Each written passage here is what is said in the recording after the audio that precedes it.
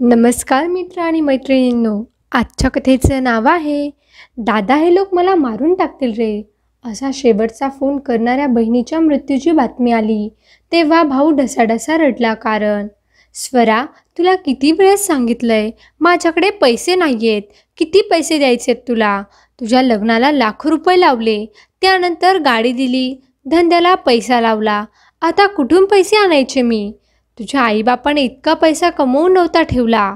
यात अर्धा पैसा माझा होता. ललित स्वरावर खूप चिडलेला होता आणि तिच्यावर ओरडत होता.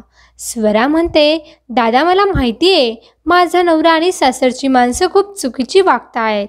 त्यांनी लग्नातही हुंडा घेतला, सगळा मानपान करून घेतला आणि लग्न झाल्यावरही त्यांच्या अपेक्षा संपतच नाहीये. एकानंतर एक वस्तू मागतायत, पण मी तरी काय करू? माझ्या नवऱ्याने कालच माझ्यावर हात उचलला. सासू तर दिवसभर टोमणे मारत असते, त्रास देत असते. स्वराची वहिनी आणि ललितची बायको मोहिनी म्हणते, ननंदबाई, आम्ही तरी काय करायचं? आम्ही स्वतःला विकून द्यायचं का? आम्हाला सुद्धा संसार आहेत, लेकरं बाळं आहेत. सगळं तुम्हालाच लावत बसलो तर त्यांनी काय भिका मागायच्या का रस्त्यावर? स्वरा म्हणते, वहिनी, मी तसं म्हणत नाहीये. मला सुद्धा खूप कंटाळा आलाय या सगळ्या गोष्टींचा. हे हुंडा देणं घेणं मलाही नाही आवडत. तुम्ही दोघांनी मला सपोर्ट करा ना. मी माझ्या नवऱ्याला घटस्फोट देते, माझं नवीन आयुष्याला सुरुवात करते. मला खूप शिकायचं आहे, स्वतःच्या पायावर उभं राहायचं आहे. आईबाबाचं स्वप्न होतं मी एखादी सरकारी ऑफिसर बनावं. मलाही ते पूर्ण करायचं होतं, परंतु आईबाबा ॲक्सिडेंटमध्ये गेले आणि दादांनी लगेच माझं लग्न लावून दिलं. ललित चिडून म्हणतो, मग तुला काय म्हणायचं? मी जबाबदार आहे का यासाठी? मी जाणून बुजून चुकीच्या माणसांबरोबर तुझं लग्न लावून दिलंय का? मला काय माहीत होतं लग्नानंतर हे सगळं घडणार आहे? तर मोहिनी म्हणते, ललित, तू नको चिडूस. आता त्यात सगळा दोष आपल्यालाच देणार आहेत. आपण लग्न लावून दिलं, परंतु हिला तिकडे नीट राहता आलं नाही, त्यात आपली काय चूक? स्वरा म्हणते, दादा वहिनी, मी तुम्हाला दोष देत नाहीये. मला तुम्ही फक्त सपोर्ट करा ना. मला घटस्फोट घेण्यासाठी मदत करा. मी तुमच्यावर ओझं बनून नाही राहणार. मी माझ्या पायावर उभी राहिले की माझं स्वतःचं घर घेईल, वेगळी राहील. काळजी नका करू तुम्ही. ललित म्हणतो, नाही जमणार. तू तुझ्या नवऱ्याला सोडून, सासर सोडून इथे आली तर लोक काय म्हणतील? नाव ठेवतील आम्हाला. समाजासाठी कधीही सासरच्या लोकांचा दोष नसतो. दोष असतो तो बाईचा, आणि ते तुझ्यावर घाणेरडे आरोप लावतील. मग उद्या आमच्या मुलांनाही लग्नाचा त्रास होईल. स्वरा म्हणते, दादा, हे तू काय बोलतोय? आणि तुझी मुलगी आता फक्त 4 वर्षांची आहे. तिच्या लग्नाला किती दिवस बाकी आहेत? तोपर्यंत हे सगळं कोण लक्षात ठेवेल? मोहिनी म्हणते, नंदनबाई, तुम्हाला काही लेकरू बाळ नाही ना, म्हणून तुम्हाला नाही महत्त्व कळायचं की मुलीच्या जन्मानंतर आईबापाला किती टेन्शन असतं. रात्रंदिवसच्या लग्नाचा, भविष्याचा विचार असतो. तुम्हाला काय कशी करायची ती करा, पण आमच्या डोक्याला त्रास देऊ नका. आम्ही तुम्हाला घटस्फोट घ्यायलाही मदत करणार नाही आणि आता 1 रुपयाही तुम्हाला या घरातून भेटणार नाही.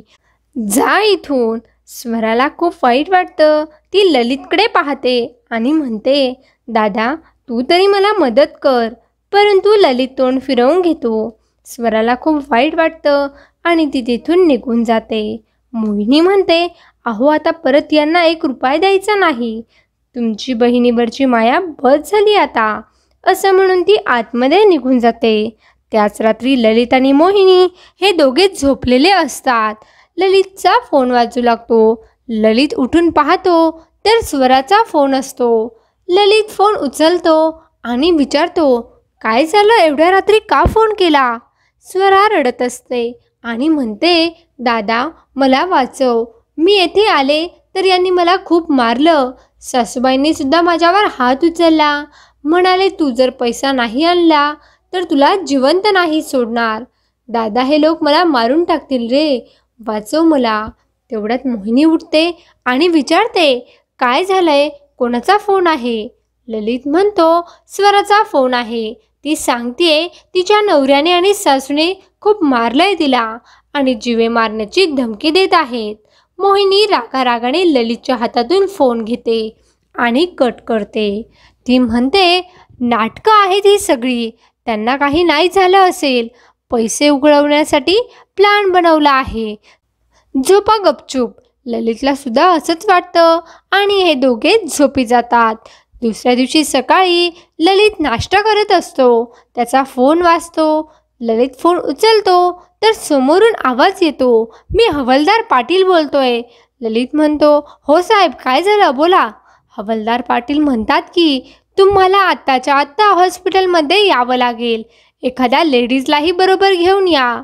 ललित खूप घाबरतो आणि विचारतो, काय झालंय साहेब? हवालदार पाटील म्हणतात, येथे आल्यावर सगळं समजेल, लवकर या.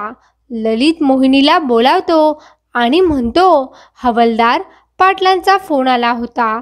त्यांनी आपल्याला हॉस्पिटलमध्ये अर्जंट बोलावलंय.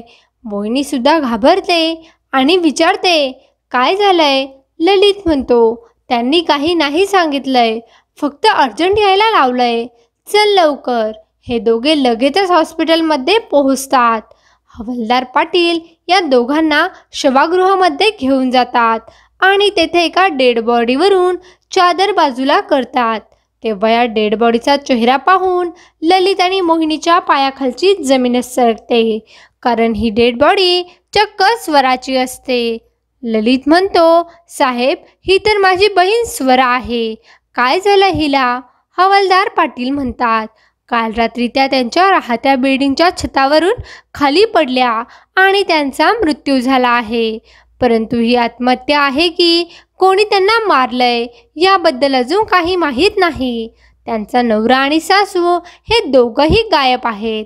ललितला जबर धक्काच बसतो आणि तो रडू लागतो. तो स्वराचा हात हातात घेऊन म्हणतो, स्वरा, हे काय झालं? अशी कशी सोडून गेलीस आम्हाला? मोहिनीच्याही डोळ्यात पाणी येतं. तिलाही जबर धक्का बसलेला असतो. रात्री काय झालं ते या दोघांनाही आठवत नाही. स्वराचा आलेला फोन, त्यानंतर मोहिनीने तो कट केला. मोहिनी नाटक करत आहे असं ती बोलली, हे या दोघांना आठवतं. हवालदार पाटील या दोघांनाही बाहेर घेऊन येतात आणि शांत करतात. तेवढ्यात इन्स्पेक्टर शिंदे तेथे पोहोचतात. हवालदार पाटील त्यांना या दोघांबद्दल सांगतात. इन्स्पेक्टर शिंदे विचारतात, तुमच्या बहिणीच्या मृत्यूबद्दल आम्हाला खूप वाईट वाटतंय, परंतु तुम्हाला या सगळ्या गोष्टींबद्दल काही माहीत आहे का? हे कसं झालं? त्यांचा नवरा आणि सासू गायब आहेत.